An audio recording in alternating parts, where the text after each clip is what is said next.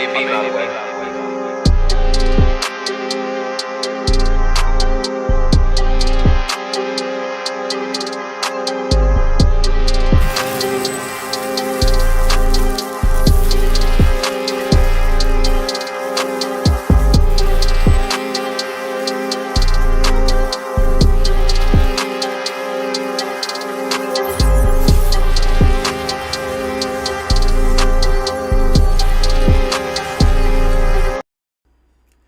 Hey, what's going on, y'all? It's your boy K1, one half of the mightiest nerd podcast known to man.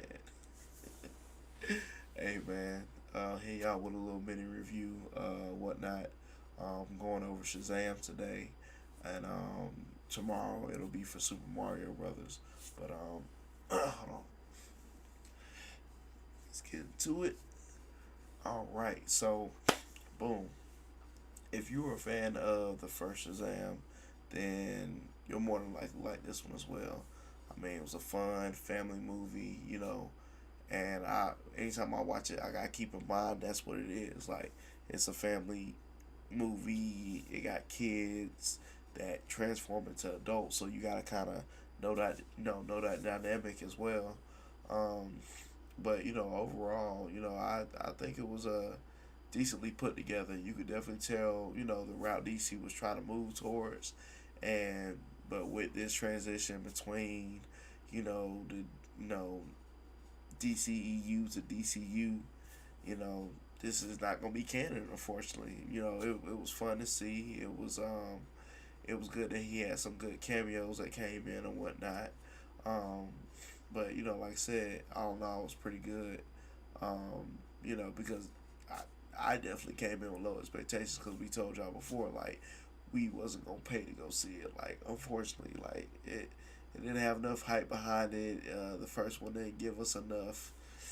I gotta see the second one type deal, but I did promise y'all, I try to throw something y'all way, throw some type of review, and I just thought about me and Shalon are just gonna try to kick up these little mini reviews or whatnot. Just something to just give y'all a little taste of how one of us or both of us feel about a movie or show or whatnot. But as I'm digging into it, suits changed. If y'all didn't notice that or whatever, the suit from the original one kind of changed a little bit in this one as well. And as far as casting goes, they kept all the cast members, and I think except for the girl that plays the older sister, I think they had to change her for whatever reason. I'm not, super critical of what those details are, but she they did change her up a little bit. But to be honest, you really couldn't tell. Like, you couldn't tell the difference really. Like, the movie continued to go on. It didn't hurt anything. You know how you got most movies. You take a major ish character out or whatever, you gonna know the difference. Like, this person don't sound like them or whatever have you, but it didn't really hurt anything, But I will say the dynamic of the kids, in DC fashion, they kind of just threw you into it like you've been following them all this time. You know what they've been doing and things of that nature, and you just don't. you know, DCEU tries they might. Most time that's what they try to kind of, get you like what's going on, like you've had time to build these relationships with these characters, and you just haven't, But that's what we're used to. So therefore, it's just like, all right, whatever. That's how y'all gonna throw. That's how y'all gonna feed it to me anyway. So oh well. Um, I will say, this movie did have a little bit more serious tones. Like, people weren't just, he might die, he might not die. They might say this person. Nah, people were dying, and it didn't really phase. Like, they were getting killed left and right, and I was almost in shock. I was like, well, damn, like, is there any hero arc where people are gonna say this person, say that person? Like, the people that you thought was gonna live, dead. The people that you thought were wanting to survive, survived. I was like, okay, that's the route we're going. But I've said this in the show many times. I'm a big Greek mythology buff or whatever, and this movie, did try to bring that out. Of course, it was called Shazam, Fury of the Gods or whatnot, and to be honest, if I had it my way, I would have liked to see more gods, per se, because the villains that you're presented with three villains, and all these villains are sisters. And granted, none of them look alike. You have the older white woman who is the older sister. You have Lucy Liu playing like the middle sister, and then you have, I'm not sure if this I want to say Indian younger sister or whatever, and all of them I guess were cast out or whatever because apparently there was a separation between the gods and the earth. So their whole plot was to get back control or whatever, get their magic back and prevail or whatnot. You know, but things did of course, like any other movie, some things went awry. Things weren't didn't go as planned as they wanted to or whatever. But all this time while they're trying to plot and get back or whatever, you have Billy Batson and his brothers and their sisters living their normal day to day life because where they throw you into the movie is like, okay, they've been doing this for a little minute now. They're not the best superheroes, but they are superheroes nonetheless, or whatever. Because boom, like not too far into the beginning of the movie, you got a bridge collapsing or whatever have you, and they're out there, doing their thing because essentially all of them have different powers, but that dynamic kind of gets blurred a little bit because you had the one Shazam kid, the kid that I forget his name, it escapes my mind. Matter of fact, that is why I have a station to where I can pull these things up.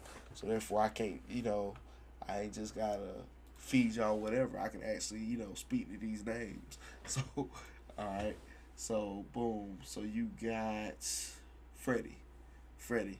So his character and whatnot, his character is crippled, but once he becomes a superhero, none of that matters. He can fly. He can do this, that, and the third, and he calls himself, I think, Mister Every Power or something, or everything, or whatever have you, and calls Shazam like Every Power Junior or whatever. So basically, he's trying to make a name for himself or whatever. Which I get it. He wants to get out of the shadow of, hey, my brother is the big bad or whatnot. Because the dynamic I do like about this movie is that just because all the kids are orphans, they don't treat each other any differently. Like they are family. They consider themselves brother and sister or whatever. You see that dynamic throughout the movie or whatnot. As far as Freddie want to kind of get out of his brother's shadow and do his own thing, but maybe I missed something. But what was confusing for me is the whole like everybody else's power is supposed to be different, but not really. Like everybody can still fly.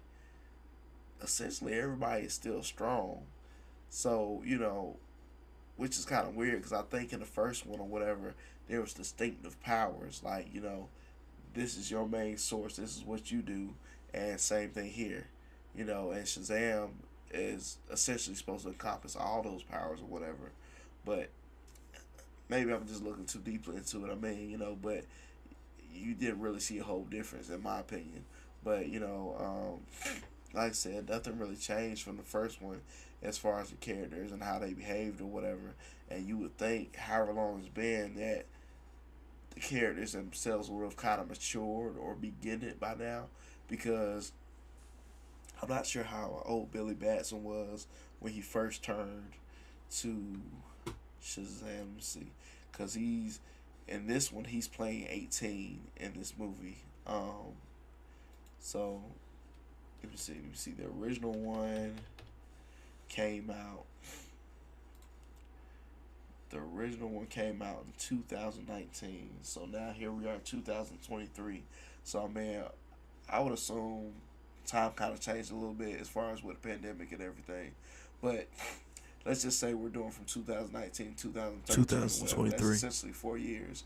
So technically when Billy Batson became Shazam, he was 14 at the time. So that's just me going back to like at this point you would think everybody would kind of just matured a little bit. I mean, it's only been 4 years, give or take, and depending on how they set it up, but you know, everybody still kind of acted the same and everything. And but like I said, they were getting into a little bit more of what's going on in Shazam universe in total, or whatever. Because in Shazam, I guess layer or whatnot, there's so many different doors and so many different places, whatever. And I'm also assuming that's just other dimensions or could even open up other multiverses or whatever. But then it just makes me go back to all this is not going to be canon because once the Flash movie drops or whatever, all this essentially is not going to mean anything or whatever. So I'm just interested to see how they're going to pivot that. And I know I made mention of cameos. So in the first one or whatnot, they had a cameo of Superman. And, everybody knew that wasn't Superman. That was just dude dressed up as Superman and just enough for you to feel like, oh, we got a cameo of Superman. But, that's all it was. But in this one, they kind of teetered on the same thing. Like they used somebody as a fake Wonder Woman and you was like, okay, so this ain't even a real one or whatever. Are they ever going to introduce any of the, I guess the first seven into this first seven being Superman, Batman, Wonder Woman, Aquaman, all those people, the Justice League essentially, and so that's what you're thinking like, okay, I'll definitely just following the same route or whatever, but essentially you do end up actually seeing Wonder Woman, so it just kind of makes you wonder like how much of what was used in the DCU is going to be used in the DCU or whatever. So it's just more so just kind of waiting to see what's gonna transpire when the flashpoint essentially happens or whatever. But like I said, overall, like I said, decent film or whatever. You definitely take the kids to enjoy it, and parents will enjoy it as well or whatnot. Um, yeah, any points I'm missing on it? Oh, again, back to just Greek mythology in general, whatever. You do see a lot of creatures that are of Greek mythology that pop up, in the like kind of the doomsday, uh, climactic scene that happens like towards the end of the movie, whatever. So I did enjoy that. Like you seeing Cyclopses, you're seeing was it a liger? Whatever the thing is, where it's like it got wings, it's a lion and it has a tail on. Liger might be the wrong word. I would have to refer back to that movie. What's that movie? And out. Damn, I forgot the name of the movie. Anyways, it was a little cartoon where there was this little kid elf or whatever, and he was searching to try to bring his dad back or whatever. I know the name of it, but it really escapes me. But anyways, you did see a lot of those creatures coming to fruition, which I thought was kind of cool or whatever. And and then towards the end, out of those three sisters, the younger sister ended up falling for Freddy, and the mid sister ended up kind of trying to take over everything, which was Lucy Liu's character or whatever. And it's funny to me because at some point it kind of turned into the Power Rangers. And if you get my gist, and the Shazam family are essentially all these different color Shazams or whatever, and then you got Lucy Liu's character that ends up being a villain, ends up being a big bad out of her sisters or whatever, and it kind of turned into a Rita Repulsa and a Power Rangers type of deal. I don't know if that's necessarily where they was trying to go with it, but at some points that's kind of how I felt or whatever. But like I said, anyways, if you haven't seen it, you got kids, take your family out to see it, or if you yourself are just a big Shazam fan, check the movie out. It was, like I said, it was definitely fun. It gave me more than what I expected or whatever. So like I said, with that being said, this has been a little mini review from Blurbuster. So y'all make sure y'all tune into the next one. Hopefully we'll be dropping more of these, man. If y'all enjoy this, then let us know, whatever. Because like I said, we try to give y'all as much content as we can or whatnot. We try to cover what's hot at the time, or we try to cover what's dear to us, and we try to put that to the forefront and let y'all dive into it or whatever. So I mean, definitely stay tuned. We start up the rest of the season next week, and we got something special for you, along with a special guest. And we'll definitely catch y'all on the next one. Y'all have a great night. Be kind. Rewind. Y'all have a good one. Peace.